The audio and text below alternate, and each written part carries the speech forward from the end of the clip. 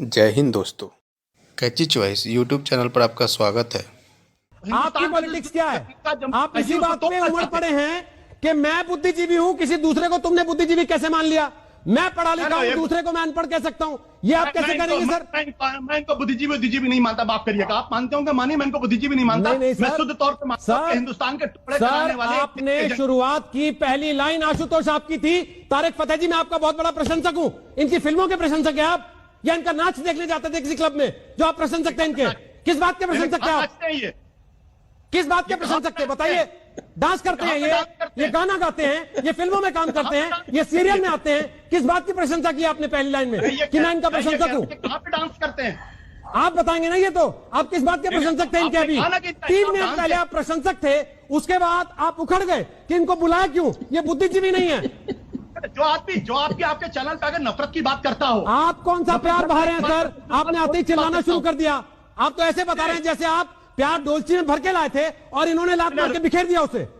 आपने खुद चिल्लाना शुरू किया सर। आप लोग एक एक करके कम से कम बात तो कीजिए सर। सुनिए तो एक दूसरे को कि केवल और केवल तलवार लेकर बैठ जाएंगे कि मुझे बात पसंद नहीं है तो मैं गला काट दूंगा और मैं चुप रहूंगा। आशुतोष जी आपको सुनते हैं इसीलिए आपको बुलाते हैं। आपका बोलना कुछ लोग सुनना भी चाहते हैं, इसीलिए आपको बोलते हैं कि आइए बोलिए। लेकिन ये मत बोलिए ना कि मैं बोलूंगा दूसरे का गला बंद कर दो, उसकी जुबान खींच लूंगा। ये गलत तरीका है सर। आपसे ये उम्मीद नहीं की जाती। ये उम्मीद इस देश दुनिया को अगर महाभारत के बारे में जानकारी मिली, दुनिया को अगर रामायण के बारे में जानकारी मिली, तो अकबर के जमाने में इन चीजों का ट्रांसलेशन पर्शियन में कराया गया। अरे भाई सारा सीखो सर, तो उससे पहले संस्कृत में कही ना किसी ने। आशुतोष जी उससे पहले किसी ने संस्कृत में कही ना। अभी तो आप कह रहे थे कि शकों ने, कुषाणों ने और इधर उधर से आए लोगों ने हिंदुस्तान बनाया। अब आप क्या कह रहे? महाभारत का तो अनुवाद अकबर ने कराया, वरना कोई पढ़ ही नहीं पाता उसको। सारी दुनिया तो पर्शियन ही पढ़ती है और बोलती है सर। इतिहास के पहलू है। नहीं, सारी दुनिया तो भाई एक इतिहास आप बता रहे हैं, एक तारिक फतेह बता रहे हैं, एक संगीत रागी बता रहे हैं, फिर किसको माने? आशुतोष जी आपको मालूम है अकबर रोज सुबह उठता था, उठने के बाद अपने किले की सबसे ऊंची बुर्ज पर जाता था और वहां से सूर्य को पानी का अर्घ देता था। मुझे नहीं पता आशुतोष जी, आप उस वक्त वहां रिपोर्टिंग कर रहे थे कैमरा लेके?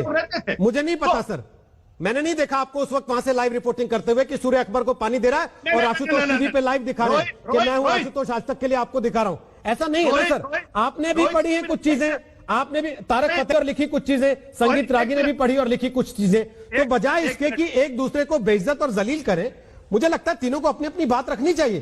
दोस्तों, हमारे सामाजिक परिवार के सदस्य बनने के लिए कृपया चैनल को सब्सक्राइब करें। आपका सब्सक्रिप्शन ही हमारे लिए सबसे बड़ा उपहार है और हमें दूसरे की बात सम्मानपूर्वक सुननी चाहिए। पता नहीं आप इतना भड़क क्यों रहे हैं आज? भाई अगर मुगल नाम को लेकर बहस हो रही है तो आप इतना भड़क क्यों रहे हैं? पहले तो मैं ये जानना चाहता हूं, आप तो भड़कने वाले आदमियों में से नहीं है।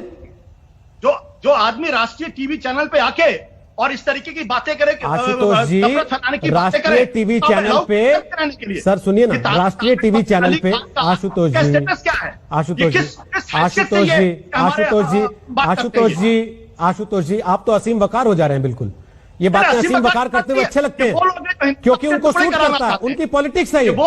आपकी रोहित सरदाना, मुझे आपसे ज्ञान नहीं लेना। बिल्कुल नहीं सर, आपको तो मैं ज्ञान दे भी नहीं सकता। आपको तो ज्ञान दे भी नहीं सकता सर। मैं ऐसे मैं आपको ज्ञान दे भी नहीं सकता सर। मैं ऐसे किसी आदमी की बात सुनने के लिए तैयार नहीं हूं जो हिंदुस्तान के 2 टुकड़े कराने के बारे में बात करे, जिसका लोगों से स्टैंड नहीं, कुछ ठीक है। ओके, तो आप उनकी बात का जवाब मत दीजिए ना। मैंने तो आपसे सवाल पूछा था। मैंने तो कहीं कहा ही नहीं कि तारिक फतेह की बात पे आप कमेंट कीजिए। आपको सूट किया, आपको लगा कि आज मैं इससे महान हो जाऊंगा। मैंने आपसे कहा क्या योगी आदित्यनाथ मुगलों का नाम हटाकर वो ग्लोरिफिकेशन हटा रहे हैं जो पहले होता रहा। आप कहीं और चले गए, अब कह रहे हैं कि मेरी इनसे बात मत कराओ। मैंने कहा आप इनसे बात कीजिए, आप सुधांशु से बात कीजिए, संगीत रागी से बात कीजिए, कौन रोक रहा आपको? आशुतोष जी प्लीज सर, ये आपसे एक्सपेक्ट नहीं किया जाता। कोई पॉलिटिकल पार्टी का नुमाइंदा हो वो ऐसा करे, समझ में आता है।